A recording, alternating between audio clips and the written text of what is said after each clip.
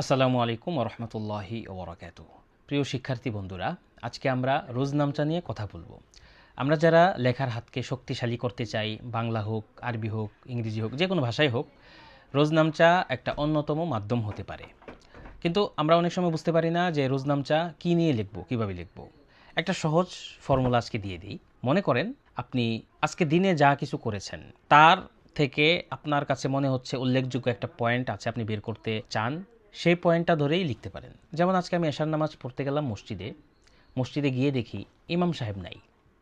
নামাজ পড়াচ্ছেন একজন সাধারণ মানুষ যার তেলাওয়াত বেশি শুদ্ধ না। এটা হচ্ছে মূল কথা। এখান থেকে আমি কয়েকটা পয়েন্ট বের করতে পারি। ইমাম সাহেব নাই, কেন নাই? ইমাম সাহেব ছুটিতে বাড়িতে গিয়েছেন, ঈদে বাড়িতে যেতে পারেননি, ঈদ পরবর্তী সময়ে তিনি বাড়িতে গিয়েছেন। আর অজপাড়া গা হওয়ার কারণে, একদম গ্রামের অভ্যন্তরীণ হওয়ার কারণে সেখানে অন্য কাউকে যে দায়িত্ব দিয়ে যাবেন সেটাও হয়নি। আর যিনি তেলাওয়াত করছেন তাকে নিয়ে যদি আমরা একটা পয়েন্ট বের করতে চাই যে তার তেলাওয়াত শুদ্ধ না, কারণ তিনি হয়তো তেলাওয়াতের পিছনে এতটা সময় দেন নাই, এখনও অশুদ্ধই রয়ে গিয়েছে।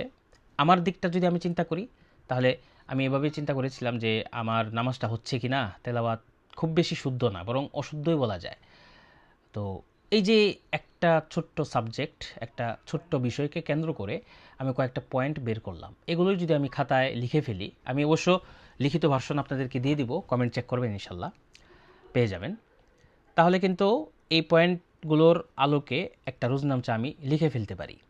তো এভাবেই আমাদের দিনে বেশ অনেকগুলো ঘটনা ঘটে থাকে, যে ঘটনাগুলোকে আমরা যদি কলমের খোঁচাতে নিয়ে আসি, খাতায় লিখে ফেলি, তাহলে কিন্তু আমাদের ধীরে ধীরে লেখার হাত অনেক শক্তিশালী হবে। একজন মানুষ যিনি লিখতে পারেন না আর একজন মানুষ লিখতে পারেন, এই দুইজনের অভিব্যক্তি, দুইজনের মনের ভাব প্রকাশের মধ্যে অনেক বেশি পার্থক্য থাকে। তাই আসুন আমরা নিজেদের সময়কে কাজে লাগাই, ক্ষুদ্র ক্ষুদ্র জিনিসকে অবলম্বন করে বিশাল কিছু তৈরি করে ফেলি।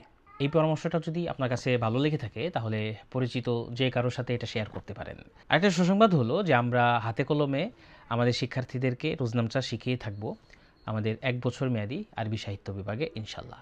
যারা ভর্তি হতে ইচ্ছুক কমেন্ট চেক করতে পারেন, বিস্তারিত সকল তথ্য সেখানে থাকছে। আসসালামু আলাইকুম।